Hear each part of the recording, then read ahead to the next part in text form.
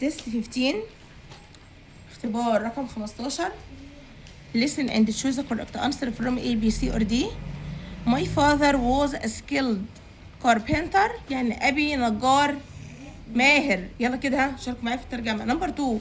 He lived in a quiet village. يعني هو ايه؟ عاش في قرية هادئة. He built strong houses and beautiful furniture. هو بنى بيوت قوية وأساس جميل. People come to see his wooden chairs and tables. الناس come تأتي لكي ترى ايه؟ الكراسي الخشبية بتاعته اللي هو بيصنعها والترابيزات. Henny went to not and changed into his best clothes. هاني went home يعني هاني رجع للبيت and changed into his best clothes.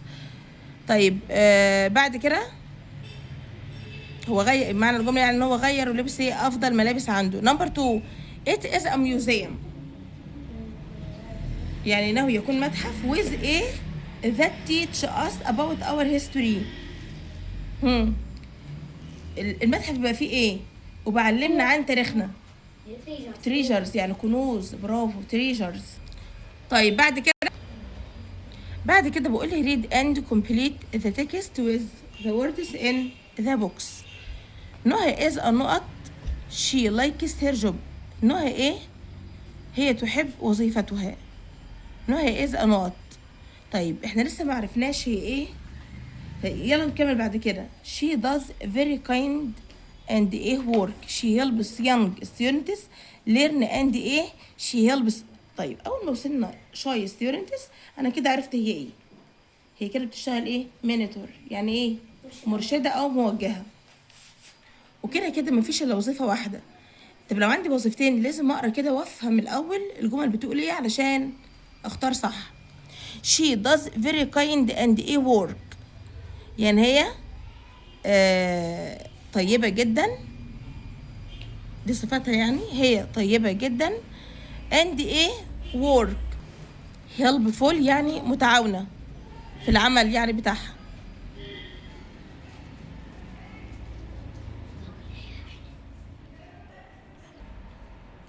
she helps young students هي بتساعد الطلاب الصغار في السن يعني learn and not يتعلموا ايه؟ بيساعدهم ان هم يتعلموا ايه؟ grow. برافو grow. she helps shy students بتساعد الطلاب الخجولين become brave ان هم يصبحوا شجعان. when they get good نقط عايزه اقول لما بيحصلوا على ايه جيده؟ ماركس درجات جيده. good marks. it feels so nice. it makes her happy بيجعلها سعيدة. when they do well لما بيأدوا أداء حسن أو أداء جيد يعني. القطعة الكبيرة I love to volunteer in my community يعني أنا أحب أن أتطوع فين؟ في مجتمعي. last weekend في عطلة الأسبوع الماضي I helped أنا ساعدت collect rubbish from the park في جمع القمامة من الحديقة. making it much cleaner وطبعا ده جعل ان الحديقة ايه cleaner انظف for everyone لكل شخص. انظف بكتير يعني لكل شخص نظفوها يعني. it felt great to plant some trees يعني great من الرائع يعني ان هم يزرعوا some trees بعض الاشجار to ايضا they will grow big and beautiful. بعد كده another time I also make sure to feed the animals. أنا أيضا أطعم الحيوانات and birds والطيور that live nearby اللي بتعيش بالقرب يعني منا. بعد كده every little bit of help makes يعني كل جزء بسيط من المساعدة makes our community a better place يجعل مجتمعنا مكان أفضل for all of us لنا احنا الكل يعني. last weekend في عطلة الأسبوع الماضي I helped not from the park ساعدت مين في الحديقة. ساعدت في ايه يعني؟ ساعدت في عمل ايه من الحديقة ايه اللي انا عملته علشان انظف الحديقة يعني. اول واحدة كولكت رابش، يعني في عطلة الاسبوع الماضي انا ساعدت في جمع القمامة من الحديقة. نمبر 2 it felt to plant some trees، يعني انه لا شعور بايه لكي تزرع بعض الاشجار موجودة في القطعة. ها فلت ايه موجودة في القطعة بالنص. دوروا شوفوا ايه اللي جه بعد ات فيلت، دوروا في القطعة ايه اللي جه في السطر التاني. ات فيلت ايه جريت، يعني انه لشعور ايه رائع وعظيم ان انت تزرع بعض الاشجار. وات از ذا باسج اباوت، القطعة دي عن ايه؟ برافو. القطعة دي عن ايه؟ helping and volunteering in my community، مساعدة والتطوع فين؟ في مجتمع.